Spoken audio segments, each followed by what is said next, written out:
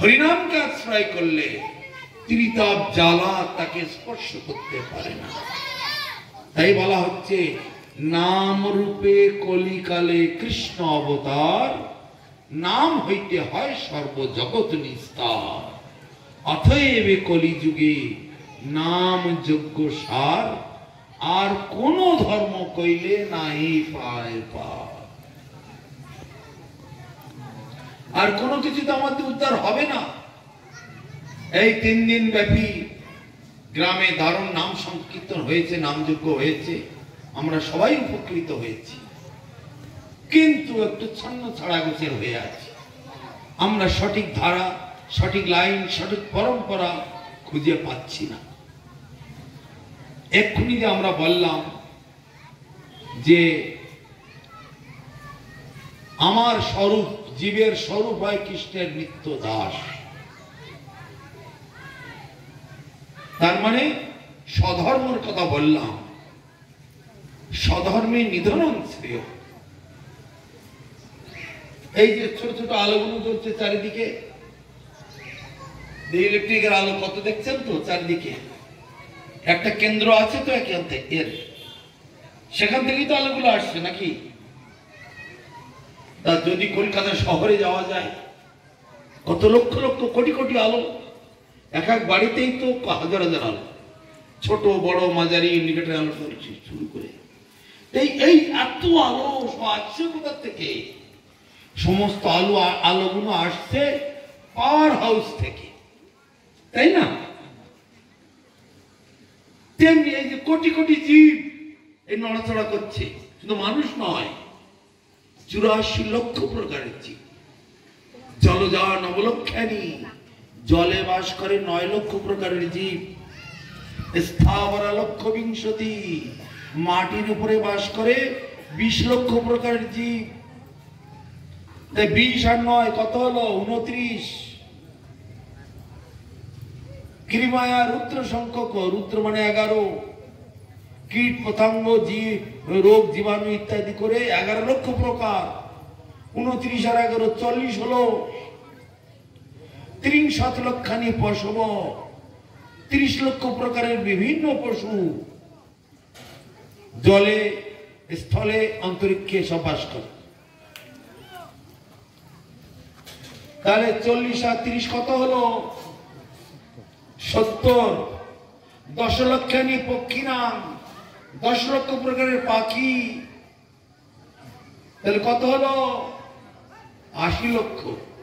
আর 4 লক্ষানি মানব, 4 লক্ষ প্রকারের শুধু মানুষ। আমাদের এখানে এক রকমের মানুষ, দক্ষিণ ভারতে গেলে আর রকমের মানুষ, কালো কালো মানুষ সব। নেপালে গেলে আর রকমের মানুষ, নাক চাপটা, চোখ ছোট। জাপানে গেলে আরেক ধরনের মানুষ, চীনে গেলে আরেক ধরনের মানুষ, ইংল্যান্ডে গেলে আরেক ধরনের মানুষ, আফ্রিকায় গেলে আরেক ধরনের মানুষ, ওই আন্দামানের জঙ্গলে গেলে আরেক রকমের মানুষ। এখনো মানুষে মানুষ কেটে খাচ্ছে, এখনো কাঁচা খায়, এখনো উলঙ্গ থাকে, রান্না করে খেতে জানে না, এমনও মানুষ আছে। সব মিলিয়ে 4 লক্ষ প্রকার। তার মধ্যে এই বসে শান্তিতে একটু হরিকথা শুনবে, ভাগবত কথা শুনবে, হরিনাম করবে, মালা জপ করবে, কপালে তিলক পরবে, গলায় মালা পরবে, এদের সংখ্যা কত হতে পারে? আপনারাই বলুন বিচার করে। 4 লক্ষ প্রকার মানুষের মধ্যে এই সভ্য, এদের সভ্য মানুষ বলা হচ্ছে। ভালো হ্যান্ডবুট কোট প্যান্ট পরলে সভ্য নয়, ভালো দেখতে, ভালো রূপসী, ভালো হিপি চুলটুল, এরা সভ্য নয়।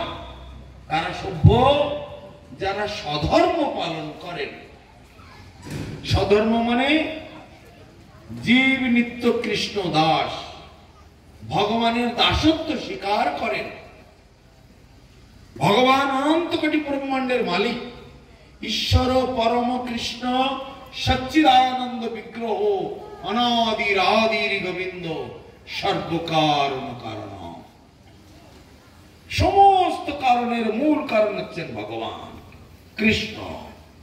এইটা যারা বিশ্বাস করতে পারে, আর তার দাস আমি, এই কলিযুগেতে তার নাম সংকীর্তন করতে হবে, তার নাম জপ করতে হবে, তার নামে উপবাস করতে হবে, তার নামের মালা গলায় পরতে হবে, তার নামেতে তিলক ধারণ মানে ঊর্ধ্বপুণ্ড দাদা সঙ্গে তিলক ধারণ করতে হবে ইত্যাদি, যারা মানে তাকে ভোগ দিয়ে প্রসাদ পেতে হবে, এইগুলি যারা পালন করে তাদেরকে বলা হয় শ্রেষ্ঠ মানুষ এই 4 লক্ষ প্রকারের মধ্যে। তা না হলে অনেক নিম্নমানের মানুষও আছে। বললাম যে এখনো কাপড় পরতে জানে না, রান্না করে খেতে জানে না, তাহলে তাদেরকে আর কি সভ্য মানুষ বলা হবে বলুন?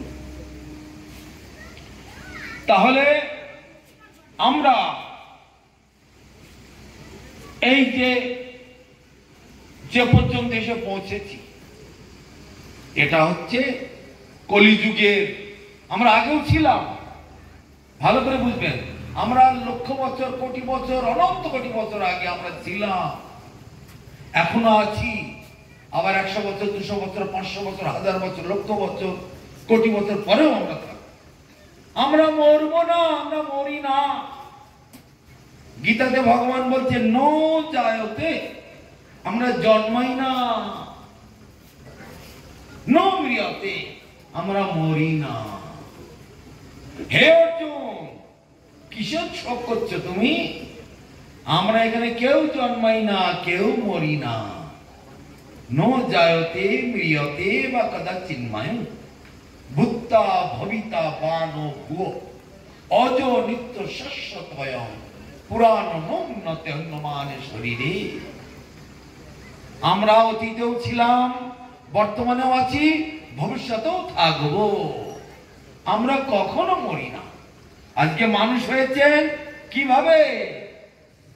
পূর্ব জন্মের সুকৃতির ফল, সৌভাগ্যের ফলেতে আজকের মানুষ হয়েছে।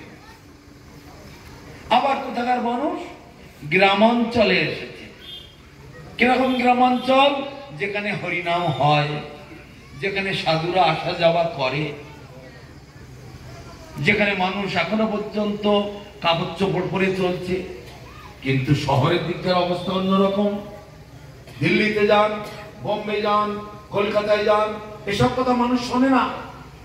এই যে আপনারা বসে আছেন, ভক্তিভাবে শুনছেন, শহরের মানুষেরা এগুলো শুনতে পছন্দ করে না। দূর সব ফালতু জিনিস। এর যত মূর্খ মানুষেরা এগুলো করে, তাই না বলুন? তারা হ্যাট কোট কোট প্যান্ট পরে, এদিকে মদের বোতল, এদিকে সিগারেট, এদিকে নানা রকমের স্টাইলের চলাফেরা, তাই না? তাহলে আপনারা সেই দিক থেকে কত উন্নত, কত উপরে, কত ভাগ্যবান ভাবনা করো। ধুতি পাঞ্জাবি দেখলে ওরে আর কি দেয়, ইয়ার কি ফাজলামি করে, কোথা থেকে গেয় ভূত একটা এসেছে, জঙ্গি মানুষ এসেছে। দেখুন, ধুতি পাঞ্জাবি আমাদের শাশ্বত, আমাদের নিজস্ব পোশাক। কৃষ্ণের বাবা নন্দ মহারাজ, মহাপ্রভুর পিতা জগন্নাথ মিশ্র, তারা সবাই ধুতি কুর্তা পরতেন। পঞ্চতত্ত্বগণ সবাই ধুতি কুর্তা পরতেন। আমাদের জাতীয় পোশাক, সেইগুলো করা নিন্দা মন্দা করে। তাহলে ওরা কত নিচে আছে বা চিন্তা করুন। আমরা কত ভাগ্যবান যে এখনো পর্যন্ত গ্রামাঞ্চলের সভ্য পরিবেশের মধ্যে আছি। ভগবানের নাম গুণগান কীর্তন করা, আদান প্রদান করা, এই সুযোগটা আমরা এখনো পাচ্ছি। এটা অনেক সৌভাগ্যের ব্যাপার। তাহলে পূর্ব জন্মের সুকৃতি সৌভাগ্য না থাকলে এই ভাগবত কথা শ্রবণ করা, কীর্তন করা, মনন করা, চিন্তন করা, আদান প্রদান করা সম্ভব নয়। তাই বৃহৎ ভাগবতামৃতে বলছে, যেন জন্ম শতই পূর্বং বাসুদেব সমর্চিত তন্মুখে হরিনামানি সদা তিষ্ঠন্তি ভারত। এই যে সভা শুরুতেই বললাম, সবাই একসঙ্গে আসুন, আমরা হরিনাম করি।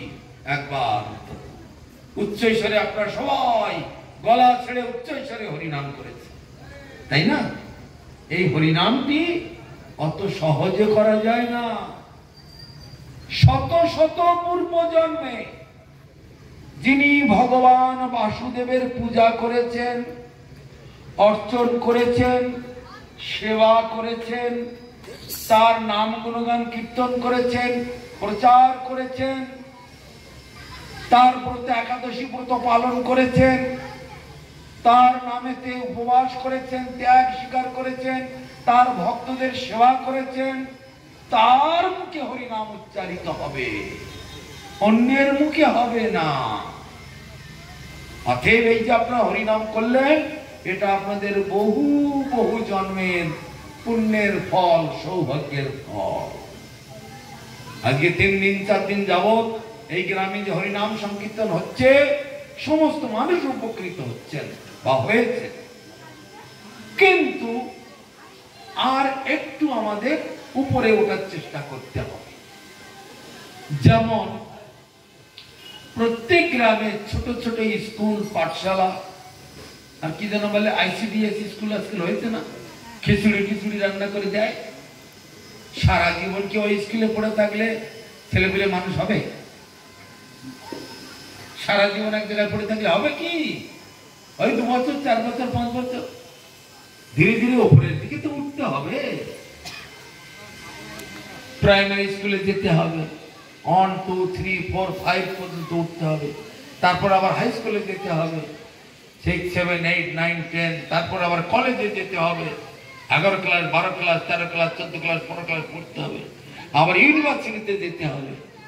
সারা জীবন আমাদেরকে ওই কি যেন KG1 KG2 ICDS এর মধ্যে পড়ে থাকলে হবে না। আমাদের আরো আরেকটু উন্নতি চাই।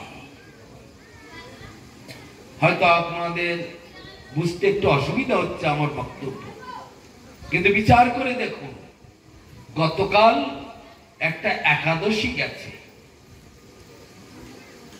একাদশীটির নাম পাপ বিমোচনী একাদশী। যে একাদশীটি ব্রতটি পালন করলে কোটি কোটি জন্মের সমস্ত পাপ, তাপ, দুঃখ, কষ্ট, জ্বালা, যন্ত্রণা ধুয়ে মুছে পরিষ্কার হয়ে যায়। সেই একাদশী গতকাল গেছে। যারা সেই একাদশী ব্রত পালন করেছেন তারা সেই ফলটি লাভ করেছেন। তার আগে আমলকি একাদশী গেছে, তার আগে বিজয়া একাদশী গেছে, তার আগে অন্য একাদশী গেছে।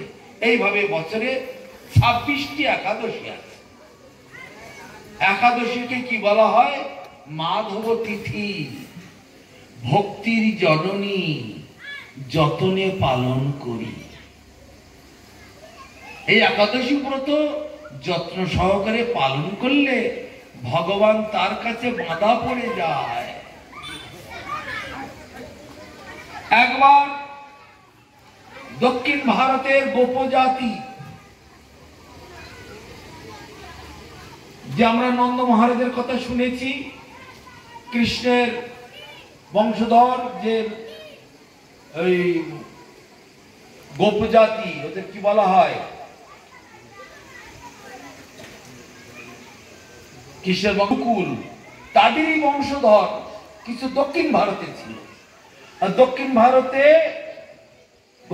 এককালীন 10 বছর পর্যন্ত বৃষ্টি হয়নি। সেই যদু বংশের একটা শাখা ওখানে ছিল, এটা গর্গ সংহিতায় বলছে।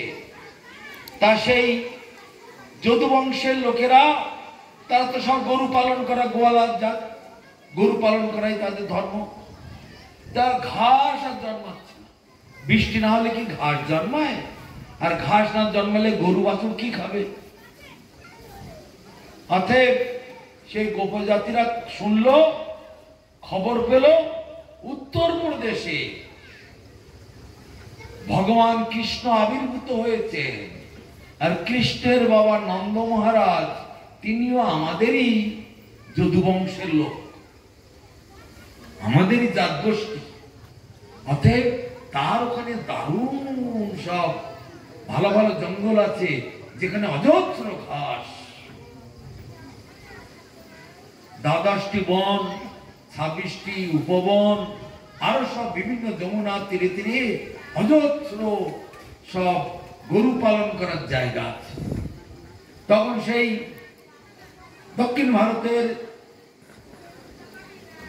সেই গোপজাতি নন্দ মহারাজের তারা বংশধর, তারা সব চলে আসলো নন্দ মহারাজের কাছে, এসে প্রার্থনা জানাচ্ছে, আমরা আমাদের গরু বাছুর আর রক্ষা করতে পারছি না, দয়া করে যদি আপনার এখানে একটু স্থান দেন। কি করতে হবে? একটু আমাদের থাকার জায়গা দিতে হবে। ওখানে 10 বছর বৃষ্টি হয় না। 10 বছর বৃষ্টি না হলে কি করে আর গরু বাছুর বাঁচবে? নন্দ মহারাজ তখন থাকতে দিলেন না, তোমরা সবাই বাস করো, তোমরা তো আমাদেরই অংশ, আসো সবাই আমরা এখানে বাস করি। বাস করতে লাগলো। কিন্তু তারা দেখলো সবাই কৃষ্ণকে ভগবান বলে পূজা করে, কিন্তু ওরা তো জানে ভগবান তো ইন্দ্র, ভগবান তো শিব, ভগবান তো কালী, ভগবান তো লক্ষ্মী, ভগবান তো নারায়ণ, ভগবান হলো বিষ্ণু, এই সবই জানে, যেমন চারদিকে লোকেরা জানে। কিন্তু কৃষ্ণ যে স্বয়ং ভগবান এত ওদের জানা নেই। তখন তারা এখানে থেকে একটা নতুন শিক্ষা উপলব্ধি করল, যে কৃষ্ণ ভগবান। হ্যাঁ, শাস্ত্রীতে তো এরকম তো দেখেছি, ঈশ্বর পরম কৃষ্ণ সচ্চিদানন্দ বিগ্রহ অনাদির আদির গোবিন্দ সর্বকারণ কারণম, সেই কৃষ্ণ এখানে এই বৃন্দাবনে নন্দ মহারাজের ঘরে আবির্ভূত হয়েছে। আরে বাবা, সমস্ত ব্রজবাসী সবাই কৃষ্ণ কৃষ্ণ নামেতে একেবারে উতালা হয়ে যাচ্ছে। আমাদের তো হয় না, আমাদের তো কৃষ্ণ নামে রতি আসে না, চোখে জল আসে না, আমাদের ভক্তি আসে না। ব্যাপারটা কি? কি অসুবিধা আমাদের? এরাই বা কেন এত ভালো হলো, আমরা এত খারাপ হলাম কেন? তখন সবাই সবাইকে জিজ্ঞাসাবাদ করছে। অবশেষে কিছু বয়স্ক মানুষ তারা বললেন, রাধারানীর কাছে তোমরা যাও। রাধারানীর কাছে গেলে রাধারানী বুঝিয়ে দেবেন কি করলে কৃষ্ণের কাছে ভক্তি করা যায়, কি করলে কৃষ্ণকে হৃদয়ে ধারণ করে রাখা যায়, কি করলে কৃষ্ণ ভক্তি লাভ হবে, কোন পথ অবলম্বন করলে কেবল কৃষ্ণ নাম করতে ইচ্ছা হবে, কৃষ্ণের আশ্রয়তে আমরা থেকে যাব। তখন রাধারানী সেই নবাগত যত গোপজাতি তাদের বসিয়ে হরিকথা বলছে, একাদশীর মাহাত্ম্য বর্ণনা করছে। এই একাদশী হলো ভগবানের অন্তরঙ্গা শক্তি, আহ্লাদিনী শক্তি, তার অংশ থেকে আবির্ভূত। যেমন লক্ষ্মী দেবী, সরস্বতী দেবী, উমা দেবী, রমা দেবী, উমা রমা চন্দ্রা, শচী সত্তা, শচী চন্দ্রা, রুক্মিণী, রাধা অবতার সব আম নয় মানি, সব রাধারানীর অংশভূত। ভগবানের হৃদয়, হৃদয়ের অন্তঃস্থল থেকে যে শক্তি, আহ্লাদিনী শক্তি রাধারানী, তার অঙ্গ থেকে এরা সব জন্মেছে। একাদশী দেবী হচ্ছে আমাদের আরাধ্য দেবী, তিনি দেবী রূপা। এমনি নামে একাদশী নয়, শুধু একাদশী ব্রত রূপে অবতীর্ণ হয়েছে। যেমন তুলসী দেবী বৃক্ষ রূপে অবতীর্ণ হয়েছে, সরস্বতী দেবী বিদ্যা দেবী রূপে অবতীর্ণ হয়েছে, লক্ষ্মী দেবী ধন দৌলতের দেবী রূপে অবতীর্ণ হয়েছে, দুর্গা দেবী ব্রহ্মাণ্ডের রক্ষা করবার জন্য অবতীর্ণ হয়েছে। সেই রকম একাদশী হলেন ব্রত রূপে অবতীর্ণ হয়েছে, ব্রতের দেবী। একাদশী তিনি দেবী রূপা। কি করতে হবে, কিভাবে একাদশী করতে হবে, করলে তার উপকার কি পাবো? তখন রাধারানী সমস্ত বুঝিয়ে বলে দিলেন, এইভাবে তো উপবাস করতে হয়। একাদশীর দিনেতে পঞ্চশস্য গ্রহণ করতে নাই। পঞ্চশস্যের মধ্যে বিশ্ব ব্রহ্মাণ্ডের সমস্ত পাপ লুকিয়ে থাকে। একাদশীর দিনে যারা পঞ্চশস্য গ্রহণ করে তারা মহা মহা পাপ ভক্ষণ করে। মহাপাপ মানে গোহত্যা, নারী হত্যা, শিশু হত্যা, ব্রহ্ম হত্যা, গুরু হত্যা, তারপরে চুরি, ডাকাতি, বদমাশি, খুন, জখম, রাহাজানি, হাজার যত রকমের পাপ রয়েছে সমস্ত পাপ ওই একাদশীর দিনেতে পঞ্চশস্যের মধ্যে গিয়ে লুকিয়ে থাকে।